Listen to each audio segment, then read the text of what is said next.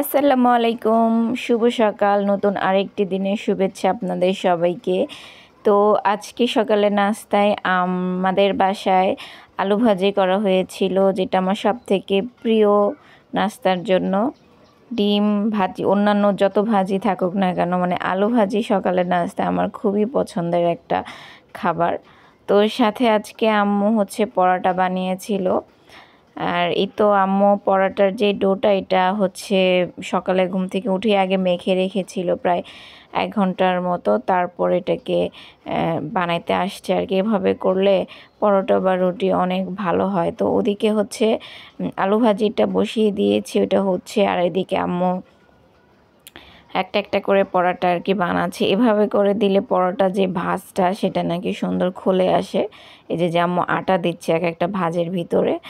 তো এভাবে করে দিলে মানে মানে ওটা যে আর কি ভাজ ভাজ বের হয়, ওইটা আর কি বের হয়ে আসে।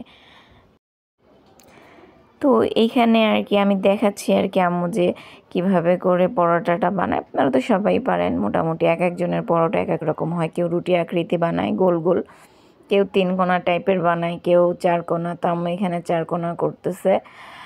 তো এই তো আমি পরোটাটা আর কি ভেজে নিচ্ছি। এক সাইডে পরোটা ভেজে নিচ্ছি, আর এক সাইডে আমি আলু ভাজিটা বসিয়ে দিয়েছিলাম, যে সে আলু ভাজিটা যে হয়ে গিয়েছে। তো এই তো আলু ভাজিটা কালারটা অনেক সুন্দর, আর আম্মু অনেক সুন্দর করে কুচি কুচি করে কেটেছে, যেটা আমি পারি না। আমি আলু ভাজি কাটতে গেলে মোটা মোটা হয়ে যায়।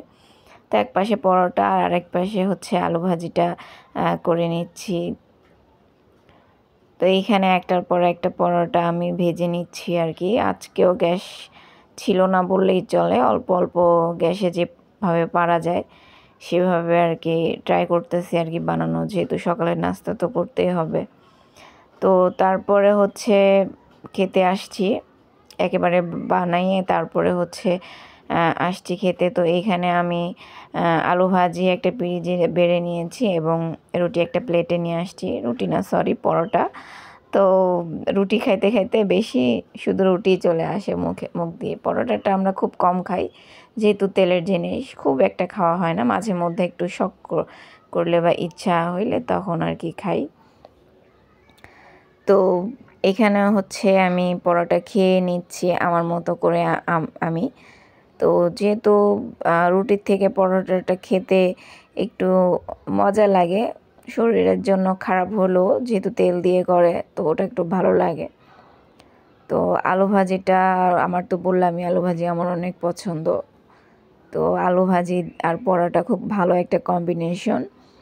তো এটা দিয়ে আমি আস্তে আস্তে করে আমার যেই সকালের নাস্তাটা, আলহামদুলিল্লাহ আমি সেটা করে নিচ্ছি, এবং চেষ্টা করি আমি নাস্তাটা ঠিকঠাক মতো করার। তো এখানে আব্বু আম্মু অন্য পাশে তাদেরটা খাচ্ছে, আমি তাদেরটার ভিডিও নিই নেই, এখানে শুধু আমারটাই নিয়েছি। তো এখানে আমি 3টা পরোটা নিয়েছিলাম, বাট আমি খেয়েছি মাত্র 2টা, আর বাকিটা রেখে দিয়েছিলাম। আলু ভাজিও সম্পূর্ণটা আমি খেতে পারি নাই।